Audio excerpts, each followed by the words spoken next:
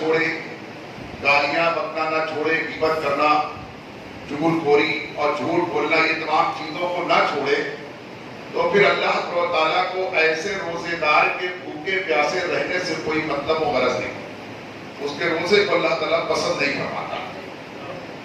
اس طرح سے ابن ماجہ اور نسائی ابن خزیمہ میں حضرت ابو ہریرہ رضی اللہ عنہ سے روایت ہے کہ نبی اسلام نے فرمایا کہ بہت سے روزے دار ایسے ہیں کہ انہیں روزے سے سوائے پیاس کے کچھ حاصل نہیں ہوتا۔ نبی اسلام نے فرمایا کہ بہت سے روزے دار ایسے ہوتے ہیں کہ ان کو روزے سے سوائے پیاس اور بھوک کے کچھ اور نہیں ملتا، ان کو کوئی نیکی اور ثواب نہیں ملتا، ان کے کوئی گناہ نہیں معاف ہوتے، درجات نہیں بلند ہوتے، اس لیے کہ وہ جھوٹ بولنا نہیں چھوڑتے، غیبت کرنا نہیں چھوڑتے، چغل خوری کرنا نہیں چھوڑتے، گالی اور بیہودہ کلمات پڑھنا نہیں چھوڑتے۔ صرف کھانا پینا چھوڑ دینے سے روزہ کامل نہیں ہوتا، روزہ ہو تو جاتا ہے مگر اس کی نورانیت، اس کی چمک، اس کی روشنی نہیں رہتی ہے، وہ پسندیدہ روزہ نہیں ہوتا جو اللہ تعالیٰ کو قطعی پسند نہیں ہے۔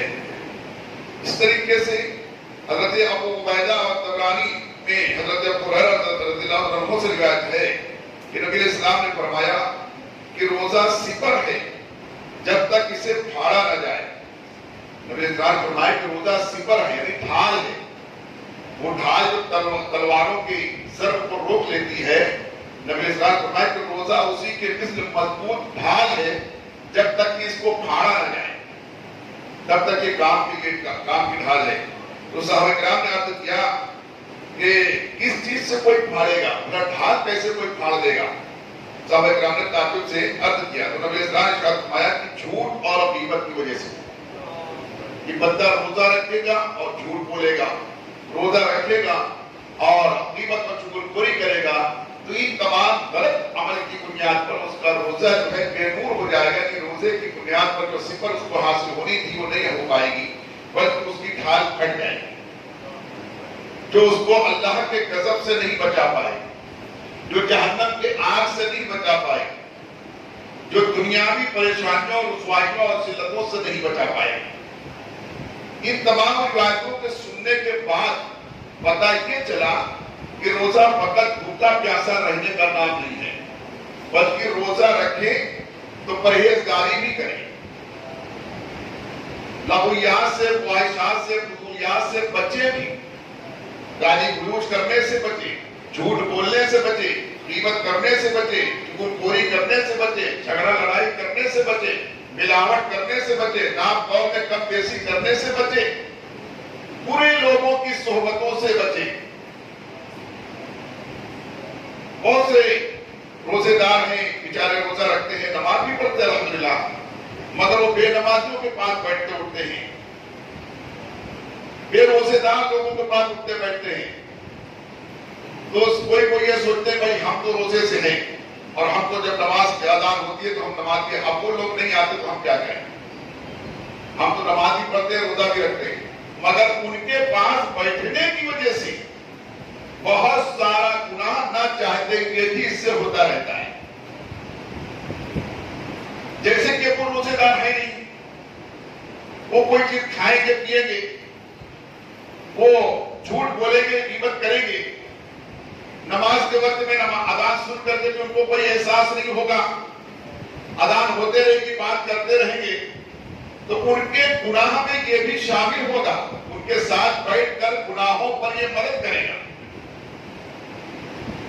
اور دوسرے یہ کہ بہت جب وہ جھوٹ بولتے ہیں، غیبت چغل خوری کرنے والے کرتے ہیں، تو بہت لوگوں کی عادت ہوتی ہے کہ جھوٹی باتیں کرتے رہتے ہیں اور اپنے آزو بازو بیٹھے ہوئے لوگوں سے بھی حامی بھراتے رہتے ہیں، کیوں کہ صحیح کہا نا میں نے، حالانکہ اس کو پتہ نہیں کہ اس نے کب کہا، یہ بات ہوئی کہ نہیں ہوئی، صحیح ہے نا، اس سے بات کہہ لیتے ہیں اپنی طرف سے، کیوں کہ میں نے صحیح کہا، ہاں تو اس نے بھی یوں ہی منڈی ہلا دی، ہاں میں ہاں کر دیا، تو یہ بھی اس کے ساتھ میں برابر کا گنہگار ہو گیا، وہ جھوٹ پر یہ بھی گواہ ہو گیا، اور اس کے گناہ پر یہ بھی اس نے بھی مداحمت کی، یعنی اس کی مدد کی جھوٹ بات اور غلط بات پھیلانے میں۔ تو اس لیے فرمایا گیا کہ ایسے فاسقوں اور فاجروں کے ساتھ اٹھنے بیٹھنے سے بچنا چاہیے۔ ورنہ وہ اپنا فسق و فجور تمہارے اوپر لادنے کی کوشش کرے گا. کہ عام طور سے ہوتا یہ ہے کہ عام دنوں میں بے نمازیوں کے ساتھ کوئی نمازی بیٹھا ہوا رہتا ہے, اذان ہوتی ہے تو اٹھنا چاہتا ہے کہ چلو بھائی نماز پڑھنے جاتا ہوں. تو کوئی اس میں اتنا چہر زبان ہوتے, ارے بیٹھو یار تم کو تو خالی بیٹھو, ایک چائے پیتے نہیں چل رہا, معلوم ہے نماز پڑھتے ہو. اب اس طریقے سے اس کو بٹھا لیتے ہیں کیونکہ وہ اکیلا پڑھتا ہے اور وہ بے نمازی کئی پڑھ جاتے ہیں اور اس کے زبان میں اتنا یہ طاقت نہیں ابھی پا سکتا ہے کہ ان کو دبا کر کے بول سکے یار خود تو پڑھتے نہیں, اس کو بھی روک رہے ہو.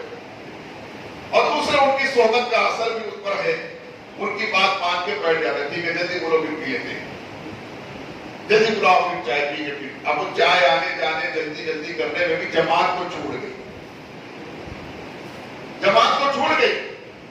پھر کبھی ان کے دل میں خیال آتا ہے, جب اتنا فرمایا کہ اگر وہ تم نے راستہ نہ دیا ہوتا, ذرا سا بھی راستہ نہ دیا ہوتا تو شیطان تمہارے سینے کے اندر داخل نہ ہوتا, راستہ تم نے دیا.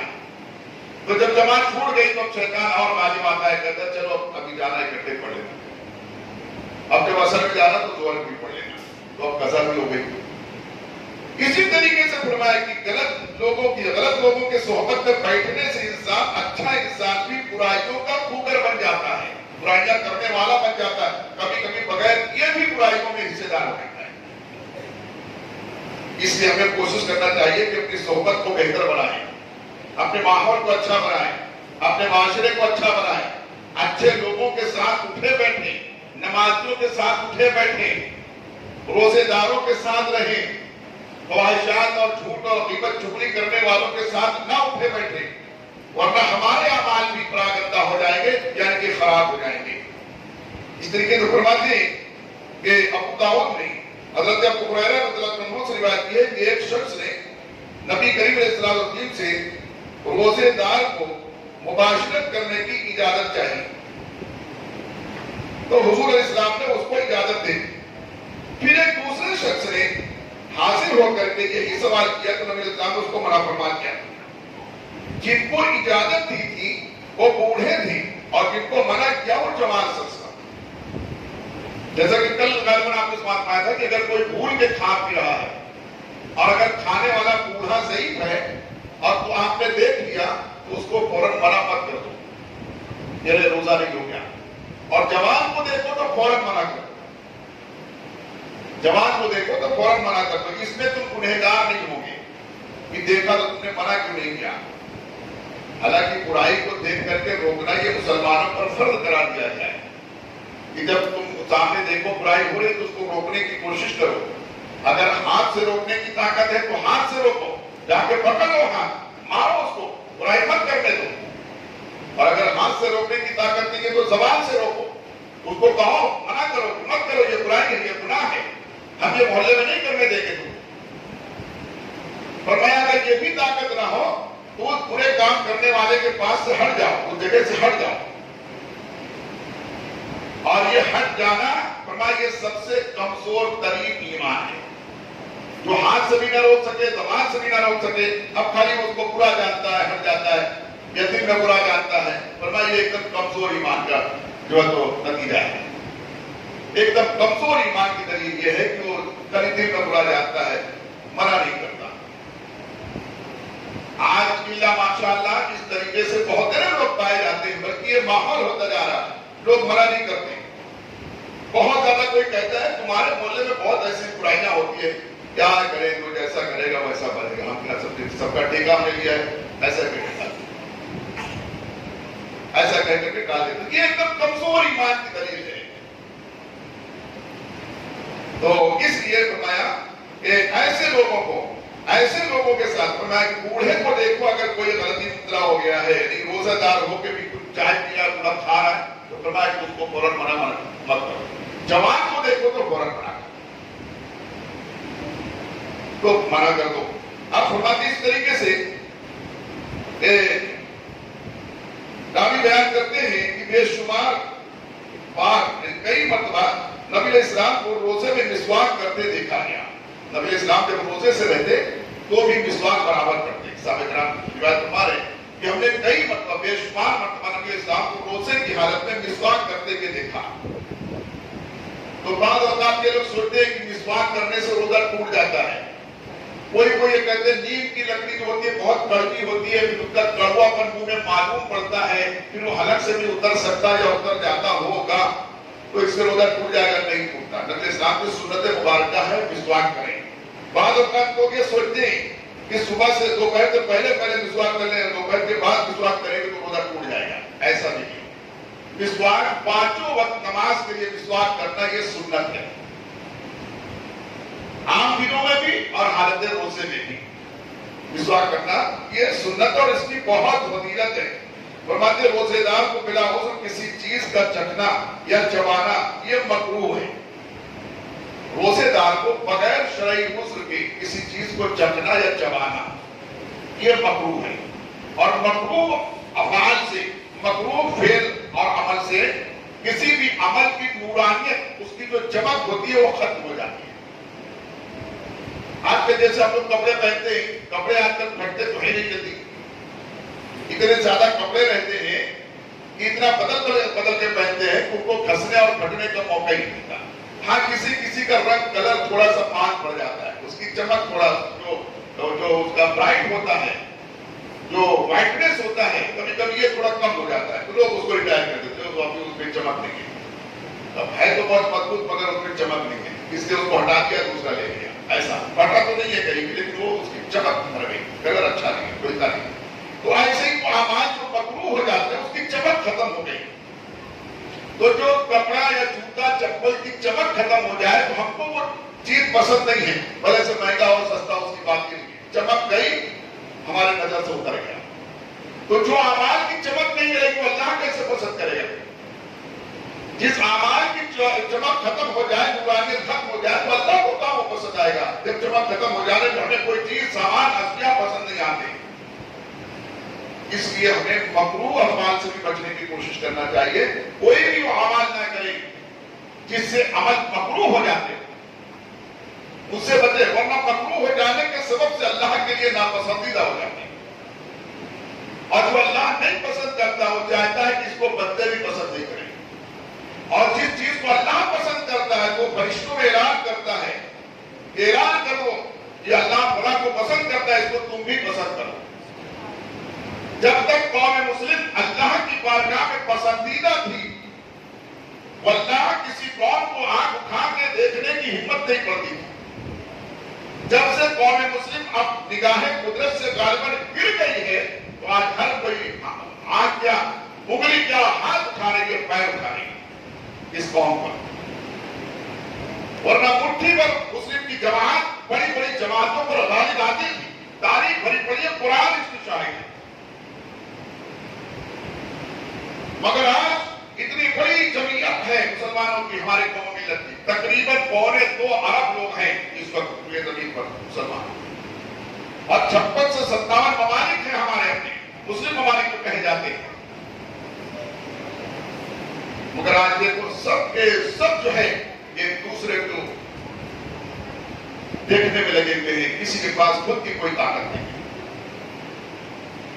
اور یہ 56-57 ممالک جو اسلامی ممالک ہے وہ، اس کے علاوہ جیسے یہ ہمارا ملک یہ اسلامی ملک نہیں ہے، مگر غالباً پوری دنیا میں سب سے زیادہ مسلمان یہیں بستے ہیں. اس لیے ہمیں چاہیے کہ ہم اپنی تعداد کو دیکھتے ہوئے اپنے باتوں کو منوانے کی کوشش کریں.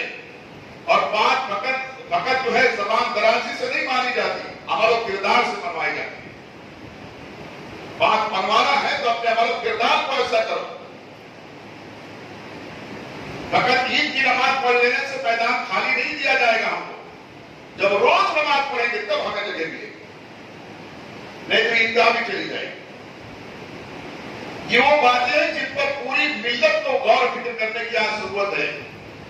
فقط جمعہ کی نماز پڑھنے سے 4 مالا مسجد بنانے کے لیے 4 منزلہ مسجد بنانے کے پرمیشن نہیں ملے گا. روز کی نماز پڑھو گے تب پرمیشن. ورنہ یہ بات بہت پہلے اٹھائی جا چکی ہے کہ مٹھی پر مسلمان نماز پڑھتے تو پھر ان کو 3 مالا 4 مالے کی مسجد بنانے کی کیا ضرورت ہے؟ اتنی بڑی بنا ایک روم دے دو، ایک کمرہ اس میں پڑھ لیا کریں. یہ ساری باتیں ہیں. اور جب تک کہ اتنا بھوٹا نہیں ڈال دیتا تب تک ہماری آنکھ نہیں کھلتی. جب کوئی آ کے ہمارے ذہن میں ہمارے گھر میں بھوٹا ڈال ہی دے گا تو آنکھ کھول کے بھی نہیں ہم کو اب پیسنا ہی پیسنا ہے. اب جب ہم کھا نہیں سکیں گے اس بھوٹے کو. بھوٹا گڑنے سے پہلے جب پہلی مرتبہ کوئی کوشش کرے تبھی اس سے لڑنا شروع ہو جائے, اس کی مخالفت اور اس کے خلاف احتجاج کرنا شروع ہو جائے. بہت سارے کام ایسے ہوئے. آج یہ ہو رہا ہے جو کچھ بھی ہو رہا ہے, لوگ بہت ادھر ادھر نظر رکھتے ہیں مگر کن باتوں پر نظر رکھنا جو ہے تو گوارا نہیں کرتے. یہ جو ہو رہا ہے یہ دوسرا سال ہو رہا ہے. کیا بات ہے, گئے سال جب یہ کورونا کا مرض آیا, موسم تھوڑا ٹھنڈا تھا, 5 اپریل میں شروع ہوا, لوگوں نے کہا کہ بھائی جون کی گرمی میں سب ختم ہو جائے گا. اور واقعی جب گرمی بڑھی آہستہ آہستہ ختم ہو گیا, ایک دم برائے نام کم ہو گیا. اب تو بالکل فل گرمی چل رہی ہے نا ابھی. اب کیوں آ رہا ہے؟ کہتے تھے گرمی میں نہیں بڑھتا ہے, ٹھنڈی میں بڑھتا ہے, ٹھنڈی چیز کھانے سے بڑھتا ہے. اب تو ٹھنڈی نہیں ہے, کیسے بڑھ رہا ہے؟ بتائیے ذرا. یہ بڑھتا ہوتا نہیں ہے, یہ مرض ورض نہیں ہے کچھ. یہ سب مصنوعی چیزیں ہیں جو ہم پر تھوکنے کے لیے اور ہم کو روکنے کے لیے کی جا رہی ہیں. پھر بھی آنکھ نہیں کھل رہی ہے مسلمان. کچھ لوگوں نے احتجاج کیا نہیں مسجدیں نہیں بند کریں گے, کھلی رہنا چاہیے, تو کچھ لوگ انہیں کی مخالفت کر رہے ہیں. یہ کیسے لوگ ہیں حکومت پہ پنگا لے رہے ہیں؟ ورنہ آج یہ نوبت رہی تھی, مسجدیں ہماری بند رہی تھی. یہ رمضان کے مہینے میں مسجدیں خالی رہی تھی. یہ 2-4-10 لوگ نماز پڑھنے والے ہوتے مسجدوں میں. مسجدیں کھلی رہتی تھی, جگہ نہیں ملتی تھی رمضان کے مہینے میں کم ہوتے. مگر آج دیکھو تو مسجدیں خالی ہیں, دانے بند ہیں. کیونکہ اس کی وجہ یہ ہے, جب آدمی مکروہ عمل کرتا ہے نا تو مکروہ جمع ہوتے ہوتے حرام تک پہنچ جاتا ہے. مکروہ تنزیہ کرتے کرتے مکروہ تحریمی ہو جاتا ہے, مکروہ تحریمی ہوتے ہوتے وہ ناجائز اور حرام تک پہنچ جاتا ہے.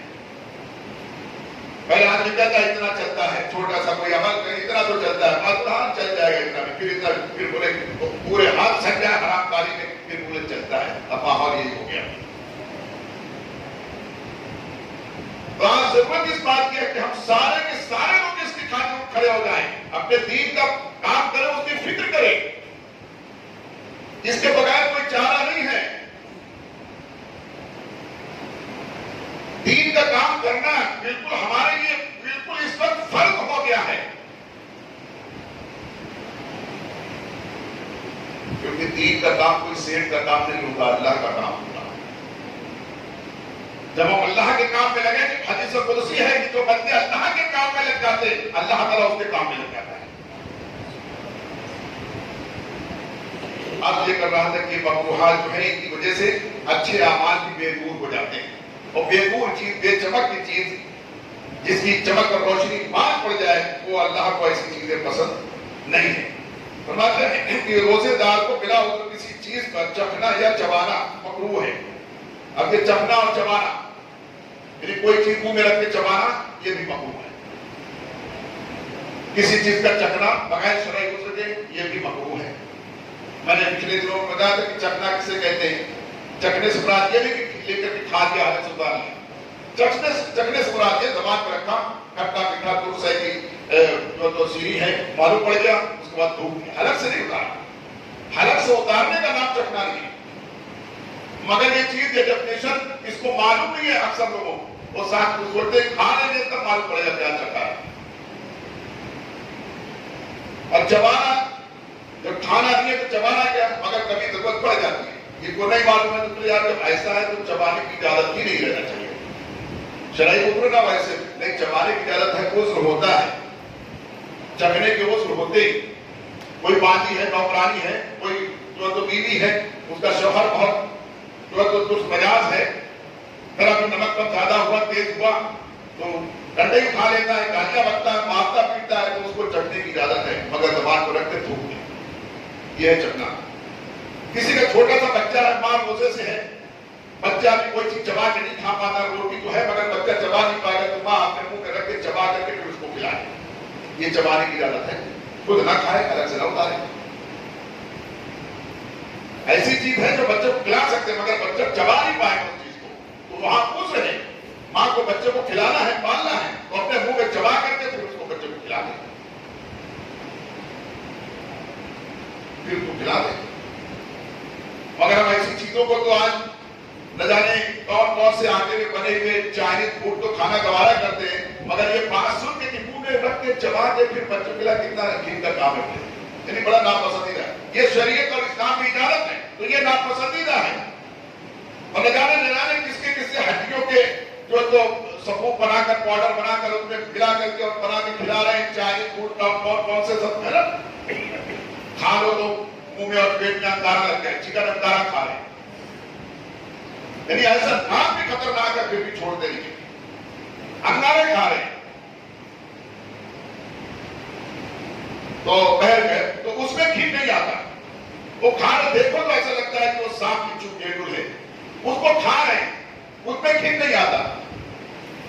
اور یہ جو شریعت کی اجازت کی ہے، جو شرعی نقطہ نظر تھے، اس کو گھی نہ تو ارے کیسے چبا کے کھلائیں گے، اس سے تو محبت بڑھتی ہے اور یہ سنت رسول ہے.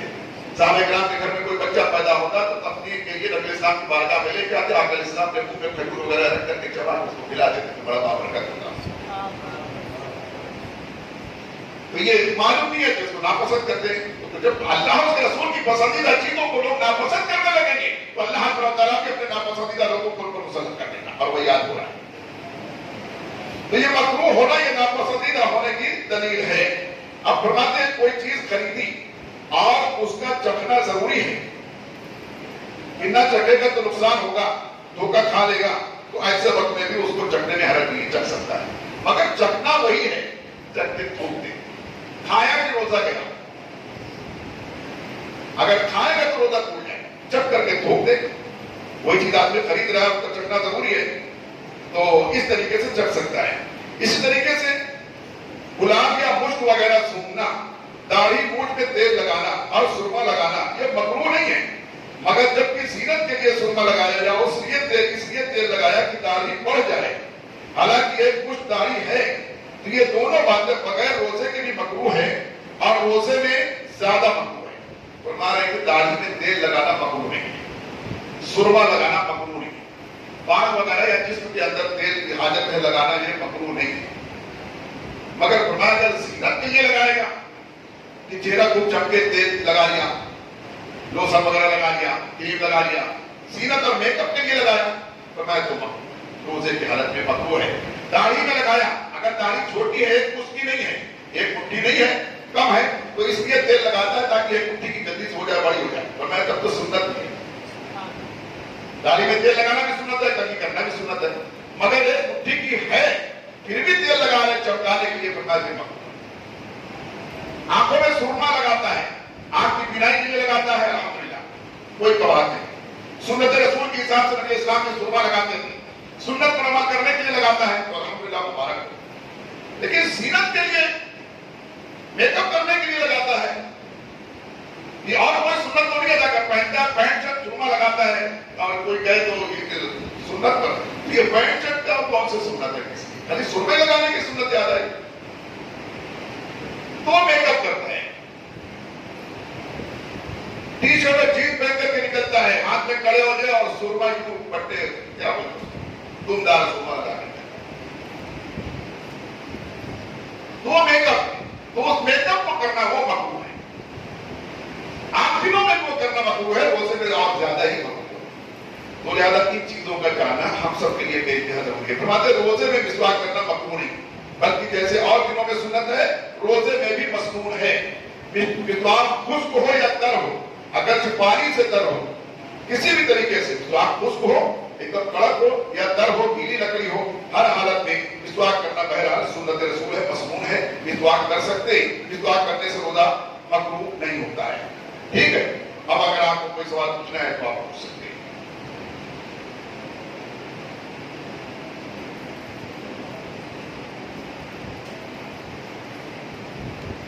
سوال نہیں پوچھنا ہے نا تو بہت ہے، تو جو بھی سوال آپ کو جب پوچھنا رہے تو آپ پوچھ سکتے ہیں، انشاءاللہ پوچھیں گے، معلومات پیدا ہوا.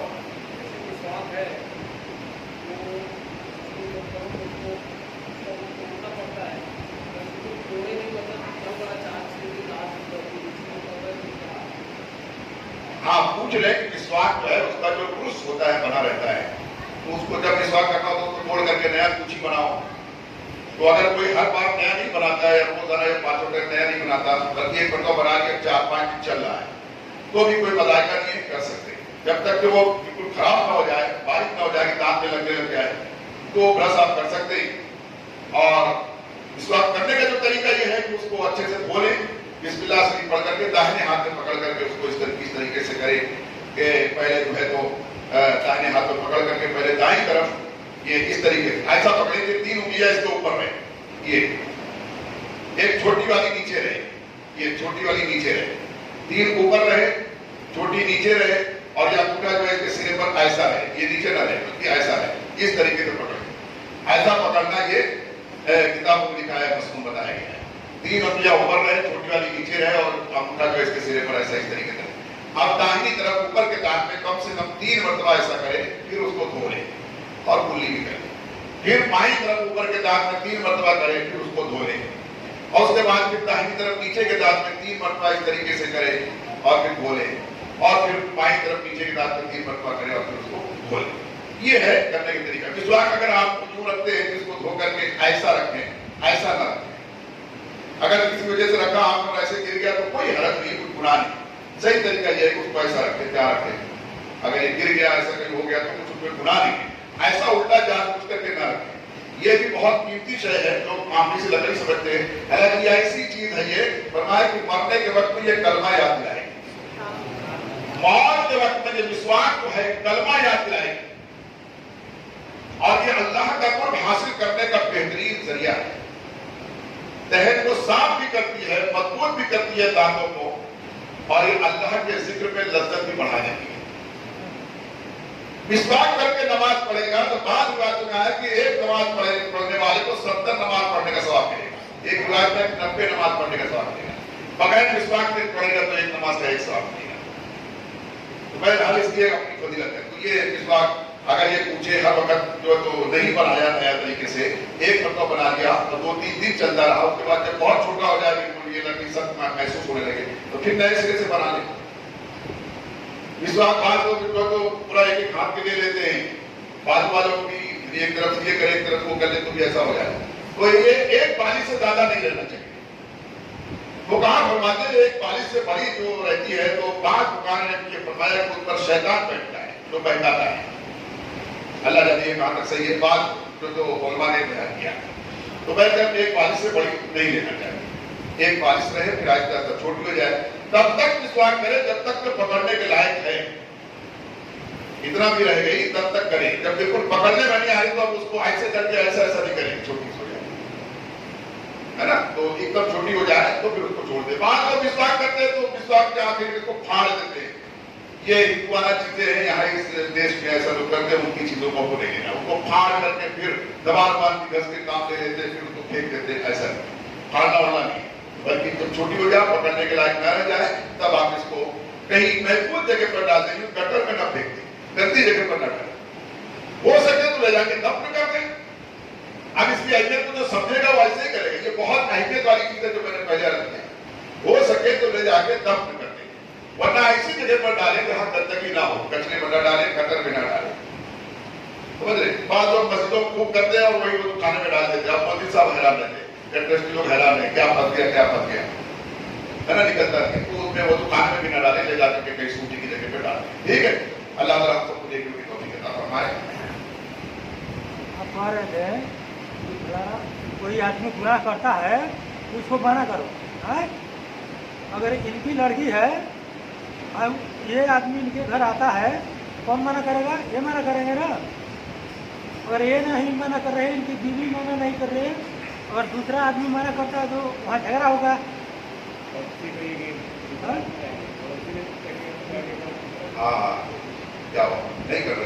ہاں, تو دوسرا آدمی کوئی نہیں بولتا ہے. جب اس کا ماں ہی باپ نہیں بولتا ہے, وہ آدمی گوشت مچھلی لے کر کھلاتا ہے ان لوگوں پہ, ان لوگ خوش ہوتا ہے, ان کے لڑکے کے ساتھ کچھ بھی کرتا ہے, کوئی بولتا ہی نہیں. غلطی کس میں ہے؟ سماجی اعتبار سے ایسا بہت ہوتا ہے, کسی کے گھر میں کوئی غیر آدمی آتا جاتا ہے اور ماں باپ کو منع نہیں کرتے. اس کے تعلق سے حدیث پاک میں ہے کہ ایسے ماں باپ کے بھائی جس کے گھر میں کوئی غیر آدمی آتا ہے, غیر محرم, اور ان کے گھر کی خواتین سے بات چیت کرتا ہے، وہ اپنی آنکھوں سے دیکھ کر منع نہیں کرتا، اس کو حدیث پاک میں ڈائیوس کہا گیا ہے۔ ڈائیوس جو آپ کے ماڈرن دور میں ایجنٹ سمجھ لو، ایجنٹ دلالی کرنے والا، اور ورنہ ڈائیوس کے جو معنی ہوتے بڑے وہ بھڑوا نہیں کرنے، دلالی کرنے والا، عورتوں کی دلالی کرنے والا، ڈائیوس اس کو کہتے ہیں کہ جس کے سامنے اس کے ماں بہن بیٹی کو کس کو آ کر کے بات کرے، کوئی اس طریقے سے مذاق کرے اور پھر وہ دیکھتے ہوئے منع نہ کرے، فرمایا حدیث پاک میں وہ ڈائیوس ہے، اور ڈائیوس کے معنی دلال، عورتوں کی دلالی کرنے والا۔ تو ایسا نہیں کرنا چاہیے، اس کا سخت عذاب ہے، سخت اس پر عذاب ہے، اس لیے فرمایا کل بروز قیامت ایک عورت جو ہے 4 مردوں کو ساتھ ملے کر جہنم میں جائے گی، باپ کو لے کر کے جائے گی، اس نے منع نہیں کیا، بھائی کو لے کے جائے گی، اس نے نہیں روکنے کی کوشش کی، بیٹے کو بھی اس نے سب بات نمازہ سے یہ بات نہیں فرمایا، وہ کر کے نہیں چلا گیا۔ اس طریقے سے جو ہے 4 مردوں کو، اپنے شوہر کو 4 مردوں کو اس طریقے سے، ایک عورت جو غلط عورت رہے گی 4 مردوں کو جہنم میں اپنے ساتھ لے کر کے جائے گی۔ یہ سب ہمارے سماج میں جو برائیاں اللہ نہ کرے بڑھتی ہوئی جو دکھتی ہیں، یہ پورے سماج کو لے ڈوبے گی۔ آج کون بڑے دھندا سے ایئر کنڈیشن میں رہنے والے بھی بیچارے، کیا ہو رہا ہے؟ جب مرد آیا، کوئی بھی وبا پھیلی جو کورونا کے نام پہ، کوئی بچ رہا ہے؟ نہیں میں باہر کا نہیں کھاتا اس لیے مجھ کو کچھ نہیں ہوگا، میں مارکیٹ نہیں جاتا اس لیے میں سیف ہوں۔ کوئی ہے ایسا کہنے والا؟ صاحب اپنا اپنی مچی ہوئی ہے۔ ایسے جب کوئی گناہ جب بڑھتا ہے، کوئی بولا ہے وہ لوگ کے گھر میں ایسا ہے، ہمارے گھر میں تھوڑی، وہ جانے ان کا کام کرے، نہیں اس کو آج ہی روکنے کی کوشش کرو، ورنہ کل وہاں سے تمہارے گھر میں گھسے گا، کل وہ تمہارے گھر میں گھسے گا، جس کی بیماری ماسک کے لیے مجھے جان کے وہ غریب لوگ مر رہے ہیں سب۔ آج کل کوئی بول رہا ہے کہ سب ہندو لوگ مر رہے ہیں، اللہ کرے مسلمان محفوظ رہے، مگر ایسا نہ ہو کہ ان کی بدبو سے پھر پھیلے اور آ کر کے پھر ادھر پر پڑے۔ ہو سکتا ہے کچھ اللہ کے نئے بندے ہیں، اس کے لیے اللہ تعالیٰ ان کے سب کے مسلمانوں کو محفوظ رکھا ہے، اللہ کا شکر ہے، اتنا ویسا کی طرح اتنی آباد نہیں ہو رہی ہے، اللہ کا شکر ہے کہ کوئی ایسے حادثاتی موت سے اللہ بچائے مسلمان۔ تو بہرحال آپ میں نے بار میں کہتا ہوں، حسن سوال اچھے ڈھنگ سے سوال کرنا یہ اچھا ہے، اور آدھے علم کا دینا ہے تشریف آیا، تو ایسا جیسے آپ نے کیا سب کے لیے بتا رہا ہوں، ایسا کسی کی طرف اشارہ کر کے مت کہو کہ ان کے گھر پہ جائے کہ وہ جاتا ہے، وہ اس کو منع نہیں کرتا، تو اس سے غلط یہ پایا جاتا ہے۔ آپ کسی کے گھر میں کوئی جاتا ہے اور کوئی اس کو منع نہیں کرتا، ایسا کہہ کے آپ غائبانہ بات کریں، زید بکرا عمر کے حساب سے فتویٰ مسئلہ پوچھا جاتا ہے، ایسا کسی کی طرف کیوں ہاتھ کر کے نہیں کیا کریں۔ اگر اس کو منع بھی کیا جاتا ہے تو خود الٹا بولے گا تم ہمارے لڑکی کے اوپر چھٹیاں لگا رہا ہے۔ ہاں حالات بہت اچھے نہیں ہیں، تو وہ سب کی ذمہ داری ہے کہ اگر معاشرے میں اس طرح کی جو خرابیاں بڑھ رہی ہیں تو اس کو روکنا ہم سب کی ذمہ داری ہے، ہر کوئی مل کر کے اس کو منع کرتا چاہیے، ٹھیک ہے۔ تکبیر تحریمہ کسی نے کہ نماز شروع کر دی تو نماز کا کیا ہوگا؟ ہاں تکبیر تحریمہ کسی نے کہ نماز شروع کر دی تو ہاں تکبیر تحریمہ آپ کی نہیں ہونی چاہیے، جو پہلی تکبیر اللہ اکبر کہہ کر کے نماز شروع کی جاتی ہے وہ نا، اور کسی نے اس سے پہلے اللہ اکبر کہہ کر کے نماز شروع کر دیا خود بھی نہیں بولا اور خود بھی نہیں بولا اور ایسے ہی ہاتھ باندھ دیا اور نماز شروع کر دیا تو اس کی نماز نہیں ہوگی، اس کو چاہیے کہ نماز جو ہاتھ چھوڑ کر کے پھر سے بنیت اور باارادہ نماز شروع کرتا ہوں میں اللہ اکبر، جب تک تکبیر تحریمہ پہلی تکبیر جو ہے وہ نہیں کہے گا نماز شروع نہیں ہوگی، اس کی نماز ہوگی نہیں، یعنی شروع ہی نہیں ہوگی۔ اس لیے تکبیر تحریمہ کہنا یہ فرض بھی ہے اور شرط بھی ہے، نماز کی یہ آخری شرط ہے تکبیر تحریمہ کی اللہ اکبر کہنا، پہلی مرتبہ جو کہا جاتا ہے یہ شرط بھی ہے، اور فرائض نماز میں تو پہلا فرض بھی ہے اللہ اکبر کا کہنا، تو جو نہیں کہے اس کی نماز۔ کوئی شخص روزے کی حالت میں تالاب میں نہا رہا ہے، اس کے منہ میں پانی چلا جاتا ہے تو روزہ ٹوٹے گا کہ نہیں؟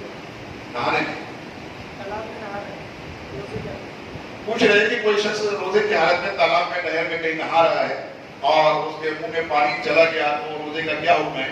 اگر کوئی تھوڑا بہت پانی چلا گیا جو ہی اس نے بچانے کی کوشش کی مگر کلی کیا تھوڑا یہ ترین کیا وہ چلے گیا تو اس سے روزہ نہیں ٹوٹے گا، اور جو ہی وہ کھول کر کے اس میں گھوتا مارے گا یا ڈبکی مارے گا جان بوجھ کر کے اور پھر پانی چلے جائے گا تو وہ شریعت نے چونکہ منع کیا ہے کہ وضو میں بھی غلو مت کرو، کیونکہ افراد کے ساتھ وضو بھی مت کرو اور کچھ بھی ایسا مت کرو بے احتیاطی کے ساتھ، اگر جاگو ایسا کیا اور پانی ایک قطرہ بھی چلا گیا تو ٹوٹ جائے گا، ایک قطرہ بھی چلا گیا تو ٹوٹ جائے گا، جبکہ اس کو روزے دار ہونے یاد ہے میں روزے سے اٹھے بھی تالاب میں ڈبکی مار مار کے نہا رہا ہے اور بے احتیاطی کے ساتھ، تو ایسا کرنے سے پانی ایک قطرہ بھی جائے گا تو ٹوٹ جائے گا۔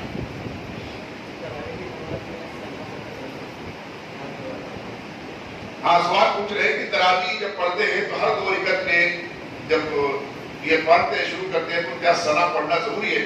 देखिए, सना पढ़ना किसी भी नमाज में जरूरी नहीं है, किसी भी नमाज में सना पढ़ना फर्ज वाजिब नहीं है, सुन्नत है। पढ़ लेंगे तो अच्छा है।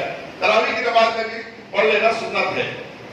चाहिए ये, जैसे कि अल्हम्दुलिल्लाह इस साल यहाँ जो नमाज पढ़ा रहे हैं तरावी की नमाज मुशरे तैयबा में, तो वो हर 2 रकअत में जब खड़े होते हैं इतना मौका देते हैं कि सना पढ़ सकते हैं, है ना। वरना कभी कभी बहुत जल्दी पे रफ्तार में रहते हैं तो वो इतना जल्दी शुरू कर देते हैं कि सना पढ़ने का मौका ही नहीं मिलता है। तो सना पढ़ लिया तो बहुत अच्छा है, नहीं पढ़ा तो भी नमाज हो जाएगी। तकबीर में नहीं गए होंगे, नमाज पढ़े, नमाज के हुक्म में तकबीर नहीं बोले, नमाज शुरू करी, बीच में आया तकबीर नहीं बोला, क्या करते हैं? तकबीर तहरीमा अगर किसी ने नहीं किया और नमाज शुरू कर दिया उसकी नमाज नहीं होगी।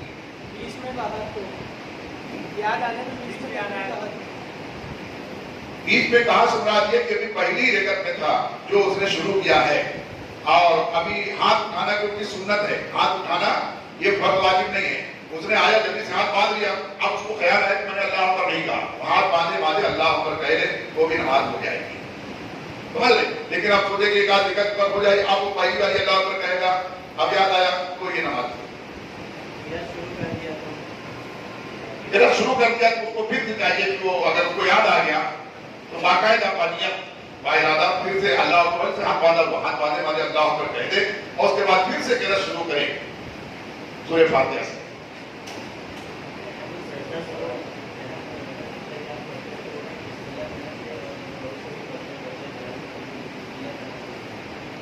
अब ये सवाल पूछ रहे हैं कि जब कादे में बैठते हैं, कयाम कहते हैं जब खड़े रहते हैं, और जब बैठते हैं उसको कादा कहते हैं। जब कादे में बैठते हैं तैयार पढ़ने के लिए तशहुद के वक्त में, तो तशहुद से पहले बिस्मिल्लाह शरीफ और दुरूद शरीफ से पहले बिस्मिल्लाह शरीफ पढ़ना चाहिए कि नहीं पढ़ना चाहिए? बिस्मिल्लाह शरीफ सिर्फ क़िरात से पहले कयाम की हालत में पढ़ना है।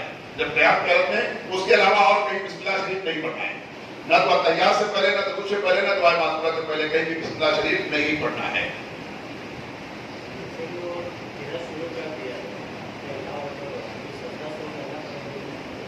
अगर अकेले पढ़ रहा था और उसने ऐसा किया तो क्या कहते हैं, उसको क़िरात कर रहा था, फिर रबत से क़िरात करना है, तो चूंकि नमाज उसने तोड़ करके फिर से शुरू की तो सज्जा सऊद नहीं करना है। अगर वो पिछली चीज को शामिल करता क्योंकि इसका फर्ज छूटा था, तो फर्ज की कमी जो है सज्जा सऊद से पूरी नहीं होती है, तो इसलिए इसने नमाज को फिर से शुरू किया, यहाँ पर सज्जा सऊद नहीं है। सुब्हान रब्बियल अज़ीम की जगह सुब्हान रब्बियल अज़ीम या अजीब कहा तो नमाज होगी। हाँ, सवाल पूछ रहे हैं कि सुब्हान रब्बियल अज़ीम कहना चाहिए, ये सही है, सुब्हान रब्बियल अज़ीम। अगर कोई सुब्हान रब्बियल अज़ीम नहीं कहता, सुब्हान रब्बियल अजीब कहता है, तो नमाज होगी कि नहीं होगी? नमाज तो हो जाएगी, लेकिन ऐसा कहने का गुनहगार होगा, क्योंकि सुब्हान रब्बियल अज़ीम मतलब ये कि पाक है हमारा अज़मत वाला रब, और सुब्हान रब्बियल अजीब का मतलब कि पाक है हमारा जाहिल अनपढ़ रब। अजीब यानी आदमी, बगैर पढ़ा लिखा आदमी, गांव के देहात का रहने वाला, ऐसा। सुब्हान रब्बियल अज़ीम या कोई दूसरा नाम ले सकते हैं। सुब्हान रब्बियल अज़ीम की जगह कोई दूसरा नाम। हाँ, अगर किसी को सुब्हान रब्बियल अज़ीम नहीं कहने आ रहा है, आयन सोए पढ़ने नहीं आ रहा है, तो सुब्हान रब्बियल करीम कह दे तो भी नमाज हो जाएगी, और ये भी दुरुस्त है। सुब्हान रब्बियल